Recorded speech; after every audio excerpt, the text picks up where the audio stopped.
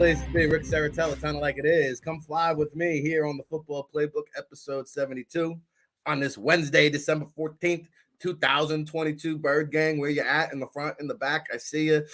Jason Dean is going through some pet life issues, man. Sorry to hear that. Vermonta Williams, thanks for checking in. Yeah, Micah, he was getting his ass beat down by the Eagles last time. That's what he was thinking about. JM, Sports Show Enough. Good to see all our chat room people. Ray Bailey, what up? I see you, baby. Danny D, I thought I saw Brick City in the place to be. All right, so we're here. You out there. We're broadcasting live around the universe. Make sure you smash that like button. It's all brought to you by the Ocean Casino Resorts. We got Tone DeShields, the second super producer behind the scenes. We got Kayla Santiago coming up in hour 2. But right now, like it is each and every Wednesday at 10:30 a.m. Eastern, it's Glenn Erby, Time Eagles Newswire USA Today. Back at it again here on the Football Playbook. Good morning, Glenn. How we doing today? Good morning. How you feeling this Wednesday? Hey, we're doing good, man. I'm a little bit nervous about getting the Christmas shopping done, but otherwise, football-wise, I feel pretty good about it. Where is the Erby residents with the Christmas to-do list? Are we 50% done, 100% done, somewhere in between? About 70% done. Taking a day to day. I'm certain something to come up around Christmas Eve. My mom's birthday is on Christmas Eve, so that's certainly something. So about day to day. Very cool. All right. Yeah, we're all a little bit day to day these days here on the Football Playbook, but always appreciate the time. I guess, the biggest thing people want to know, and we're a half hour into the show, I have failed to address any injury updates. Is there any updates on the injury news front that you can tell us? About 25 minutes ago, the most important update we talked about last week, Dallas Goedert is back at practice. So I'm not sure if they'll play him this week, taking it that it's the Bears, but he'll definitely be back next week for the Christmas Eve showdown against the Cowboys. So that's important. Goddard's back. The punter, Aaron Sippes, injured reserve after trying to advance that block punt against the Giants. Former Titans punter Brett Kearns was signed to the practice squad yesterday. Safety Anthony Harris had him on the team last year, got cut, beat out by Reed Blankenship. He's back with Blankenship dealing with the knee injury. So we're going day to day. No doubt about it. And Jim McKenna, thank you for that. JM, Lane Johnson has not given up a sack in 2 years, I believe, Glenn, right? 2 years? Sack, quarterback hit. I'm not even sure. Maybe a pressure, but not a sack or a quarterback hit. Is that right? A quarterback hit as well? That's unbelievable. That offensive line is doing big, big things. Last segment, I talked about how great the defensive line was. This offensive line, though, continues to just, even when they are flagged for, 9 penalties in a game, they still churn out unbelievable performances. And we saw, what is this, the third week in a row, Miles Sanders goes for like a career high. Is it Miles? Is it the O-line? Is it a combination? Are we just seeing just the chemistry gelling together from Stoutland U? Is that what the byproduct is here? For sure. I think if we were describing it in the food sense, it would be a good gumbo or something like that. But it's a little bit of Stoutland U. Miles Sanders is playing for a contract, so we talked about that way earlier this season. He's running hard. You have to account for Jalen Hurts. You have to account for the passing game. So it's a big mixture of everything working. He hasn't been injured. He's been running hard. He's been picking the hole and going. So a little bit of everything. Now, let me ask you a question, Glenn, because, Philadelphia fans are very knowledgeable, and we can also be very personable, and we can also take things very personally. Like, the disrespect level just seems so real when it comes to the Eagles. Now, I get it. Brandon Graham was the NFC Defensive Player of the Week, so we can't possibly give Miles Sanders the Offensive Player of the Week, or can we? Like, is it a popularity contest? Like, we feel bad for Baker Mayfield, so we're going to make him the Player of the Week? How do you feel about that?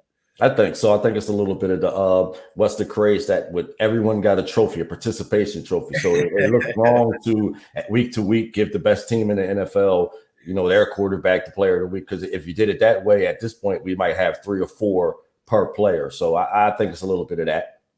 But so to me, like they should reward it based on performance, because like if Jalen Hurts was the player of the week as many times as he should be, maybe he'd be getting a little bit more national recognition for the season that he's having, because he's still, I can't even fathom why Patrick Mahomes is the favorite in the MVP race, because like these voters are voting for their most popular guy. Joe Burrow just beat Patrick Mahomes. I mean, granted, it's a team game, but to me, Burrow would be the MVP before Patrick Mahomes. I'm starting to get a little bit worried now that, popular, and at the end of the day, Jalen's not going to care as long as they got that Lombardi. But like, I just feel like are the Eagles fans looking too much into this? Are we taking it too personally, do you think? Not really. I think it is disrespect, but I think it's a Mahomes mania. And then I think you have some people in the media that like to discount the roster he has. So you take away that he has the top tight end in football, maybe. He has Smith-Schuster. He has weapons on the outside. So it's not a situation where Tyreek Hill left and all of a sudden he doesn't have any weapons. So I would like to, at the end of the year, you go down to Chief stats and Kelsey may have 1,000 and 3 or 4 guys may have 800. So I'm not understanding what the difference is. So from that standpoint, I can see the frustration. Burrow missed games this year, so I can see the frustration in terms of, but I think it's just the way Hurts does it. We talked about it before, the dual threat, the ability to run, the quarterback sneaks. A lot of those things annoy people. The ability for the offensive line to just take over a game, for him to just take over the game. No team wants to be RPO to death, but we can do that anytime we want. No, it's just hilarious to see how the narrative on Jalen Hurts seems to change from week to week. It was, he wasn't any good. Correct. Now his supporting cast is so good. It's not him. In the beginning of the season, he couldn't throw. Now he's dropping bombs over Baghdad, and oh no, it's the supporting cast, right? I mean, the narrative it'll continue to change. It really doesn't matter. I think at this point he'll get a big contract. He could take his team to the Super Bowl. It'll still be a situation where they're talking about the team, and well, let's see what happens after he gets his money and they break that team up. Can he still do it? So regardless of what he does, they'll continue to talk about it. No doubt about it. Glenn Erby, Eagles Newswire, USA Today. I haven't spent. We dug into the Giants recap on Monday a lot. Other than that, we haven't spent a lot of time on it just because it turned out to be somewhat irrelevant. I thought this was a reality check for the New York Football Giants and the true definition of what a real contender looks like versus a pretender, which the New York Football Giants are. Any thoughts and impressions here that you want to get into from that Giants game? They put up 48 points. The last 3 weeks, I think they have a 40 burger or close to it. Another all-around performance, offense, defense, special teams, aside from the blocked punt. What was the Glenn Erby takeaway there? No, I mean, I think the performance was good to see. I think the Giants are like the Eagles from last year. So even though they started out with the hot record, they were a year ahead of schedule anyway. So we'll talk about that next year. But I think from an overall performance, it was one of the best I've seen. I think the pass rush, I think, Graham got the 3 sacks. He won the Defensive Player of the Week award, and he had 29 snaps. So we can, especially on the defensive line, keep those guys together, keep those snaps down. Fletcher Cox has had a sack in 3 straight games. So everything's flowing. We hope, I think the thing for me, and when we've talked about other teams, is that they don't peak too early.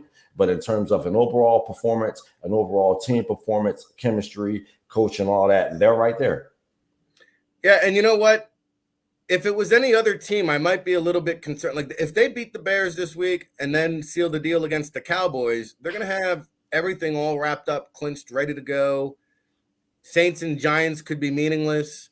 They'll have the first round bye. By the time they play again, it could be a month goes by until they play a meaningful game.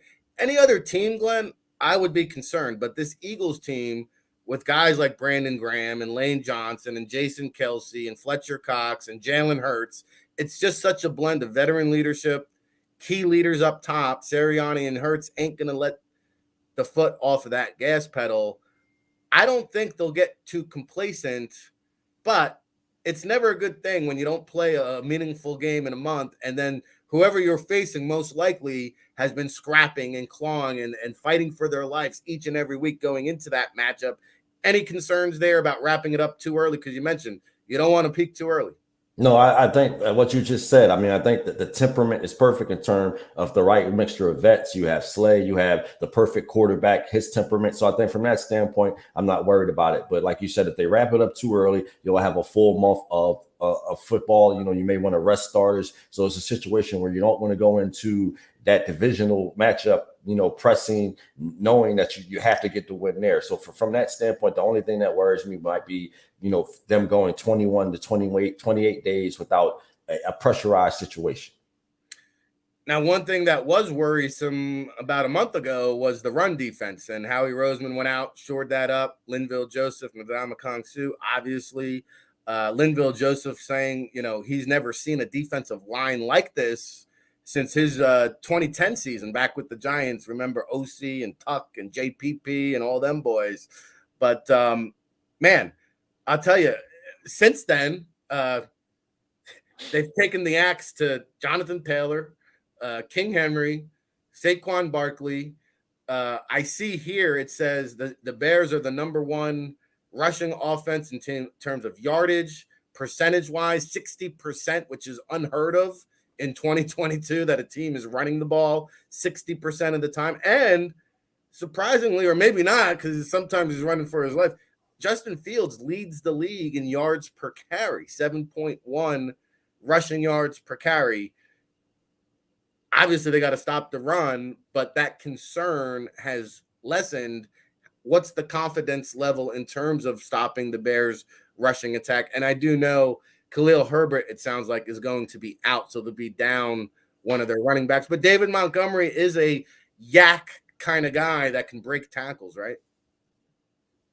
Right. Montgomery's a hard runner. I think from that standpoint, you want to account for him. I think in terms of pass rush lanes and things of that nature, we've talked about before. We're going to pass rush this week, but I think at some point you want to not go, fully around. So I think it'll be more about accounting for the quarterback. I think the defensive tackles, Jordan Davis, Suh, Linval Joseph, and those things, the way they're playing right now, the ability to have two solid corners on the outside, the rushing attack from the running back standpoint, it's not very much my concern. I think it's Justin Fields and his ability to get outside and dictate and do things like that. The same way we talked about Daniel Jones last week, it's just Jalen Hurts 3.0 from an athletic standpoint. So that worries me some.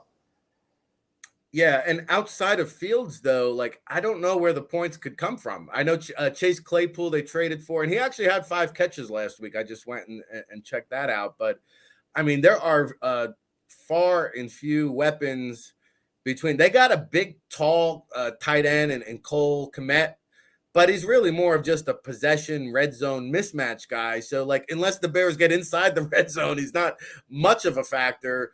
Is there anybody else on offense here that the Eagles need to account for? I think Darnell Mooney is also injured. He's out, right. So I mean, where is the offense coming from on this? I think Fields. I think that's why he got hurt a few weeks ago. I think you'll see them try to get Montgomery going, try to test the Eagles' rushing attack.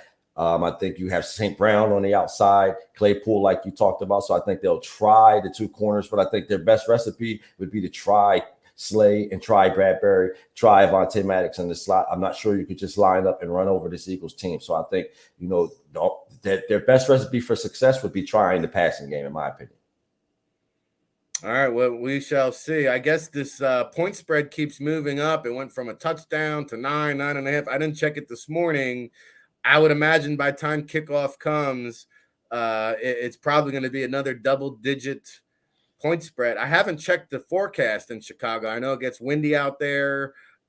We had a Bears writer on yesterday, said they just dodged a bullet with the storm that came through this past week. I don't know what the forecast brings on Sunday, but I don't think it's going to matter, Glenn. I think this is a game, and if the weather's clean and crisp, and I'm telling you, we might see the first 50 burger of the season. I think so. I think, we talked about before that this team with the vets, Hurts, they won't be looking ahead. I think the ideal scenario would be to get this team out of here early, rest, look ahead for Christmas Eve. But I think at this point, you just want to see a focused ball game. You want to see a focused performance and all-around performance and no drop-off with the Cowboys alone. All right, and we'll get into it, obviously, a lot more next week with Glenn Erby, Eagles Newswire, USA Today. Just kind of an overview snapshot to think about with the Dallas Cowboys on Christmas Eve. Pollard, Zeke, they're gelling. I see it looks like the OBJ ship has sailed. They activated James Washington this past week. They signed T.Y. Hilton yesterday. Right. The Bills pulled Cole Beasley out of retirement, so I don't think OBJ is signing with anybody at this point. But this Dallas Cowboys team, to me now, this is the new quote-unquote litmus test, right? They're probably not going to get tested like they are for the rest of the season until to the playoffs, like they are next week. What kind of percentages do you put the Eagles at in terms of winning that game at home, right? 65, 70. It'll be in Dallas, but I mean, it's AT&T Stadium. Fans travel, so I think it'll be a good mixture of both. But at this point, 65 to 70%, I think the Cowboys are surviving right now on this mystique of having dominated the Eagles over the past few years, having blown them out in the season finale last year. So I think in terms of the changing of the guard, a barometer, a litmus test, it'll be there. So my confidence is really high in terms of the pass rush, the ability to stop the run, the corners, the safeties. CJ Gardner-Johnson should be back at that point. So I'm very confident going into that. Okay, so let's fast forward. Then they go down to Dallas. They take care of business. How confident are you if they meet the Cowboys a third time down the road in the playoffs? Are we just kind of dismissing the Cowboys if we take care of business next week? No, because it's hard to beat a team 3 times in the season. I mean, we've heard that since we were young kids. So I think at that point, once you get to the playoffs with the postseason atmosphere, the intensity, the fact that it'll only be Jalen Hurts' second playoff appearance, you still have that nervous bit, you still have that bit of apprehension. So I think at that point, it's a new season. You refocus, it's a totally different team, and you approach it from a different scenario. Okay, fair enough. Are you willing to give the Vikings a rebirth in the playoffs, or are we going to dismiss them after losing to the Lions? I don't want to dismiss anyone, but in terms of how Kirk Cousins plays in prime time, maybe if it's a Saturday or Sunday afternoon game, maybe. But if it's a game at night at Lincoln Financial Field, no, I give the Vikings no shot. Okay, we won't dismiss them, but the 49ers, they might be down to their 4th string quarterback tomorrow night. Brock Purdy's a game-time decision with an oblique. A 4th string quarterback in Josh Johnson. We'll give him the benefit of the doubt. A 3rd string quarterback with Brock Purdy. Are the 49ers a real legitimate contender? For sure. I mean, I don't, because of the defense, you get a healthy Deebo Samuel, McCaffrey, all the dynamics, the physicality, that can be a concern. Not necessarily anything to fear, but in terms of the way they play defense, how physical they are up front, it'll be a situation where the Eagles are looking in the mirror. All right. One team I think we can dismiss and agree on are the Tampa Bay Buccaneers, right? Yeah, I don't. That mystique is gone after you got guys asking for autographed interceptions and things like that. That's over. Yeah. Okay. All right. We agree on that. So, all right, it's going to be interesting to see how this shapes up here over the next couple of weeks. Always appreciate the time, Glenn. What content you have coming here the rest of the week over at the Eagles Newswire? I appreciate you, Rick. We're just previewing Goedert, getting back on the field, try to figure out his timetable, see what we have at safety, see how long Blankenship should be out, prepare for the Bears, a look at Justin Fields, a talented quarterback, someone that mirrors Jalen Hurts, and then we'll slowly start to loom till next week in Dallas. Man, Dallas week right around the corner. It's finally here. One last one for you. JM wants to know what's the latest on Chauncey Gardner-Johnson. I think he's eligible to return for the Saints game. Do you think? Have we heard anything? Is he on target? What do you think there? He's on target. He's been in the building. I think in terms of if you get things wrapped up next week, maybe you bring him back to play against his former team. So I think at that point, that's the one. So he's going to want to play against them. So this is his last week. I heard he's been doing well. He should be back. So you'll have a full complement of guys going into that week 17, week 18. And of course, improve that Eagles draft pick selection, right? For sure. To get the Saints right now, we're looking at a top 4, top 5 pick. Things are looking up. And I'll be looking forward to next week when we have you back every Wednesday. He's Glenn Erby, Eagles Newswire USA Today. Make sure you go follow him at the Cover 2 NFL on Twitter, eagleswire.usatoday.com. We're looking up the Eagles, like Rick said. Boom. Buckle up. Appreciate the time. Appreciate you, Rick. Thank you. All right, there you go. Glenn Erby here each and every Wednesday on the Football Playbook. RIC in a place to be here at the Jersey Shore, broadcasting around the universe. Buckle up. It's a can't stop, won't stop situation. An hour of power down, hour of power to go. We're counting you down to the sports take coming up at noon Eastern. Hey, smash that like button. I see all the love and support coming in. Hey, we greatly appreciate that, guys. Love all the support. Love all the comments. Love all the positivity. And for the newbies that are new to the show, you want to help us out, you like the show too, smash that like button. That's the best favor you could do us here. Give us a Christmas present, get our likes up, and that'll go a long ways in terms of our performance here. I know this. Each and every Wednesday, we have strong, solid performances from Glenn Erby and Kayla Santiago. We're going to take a quick break, pay some bills. When we come back, Delmarva Sports Director Kayla Santiago talking about that bird gang. Don't go anywhere, baby.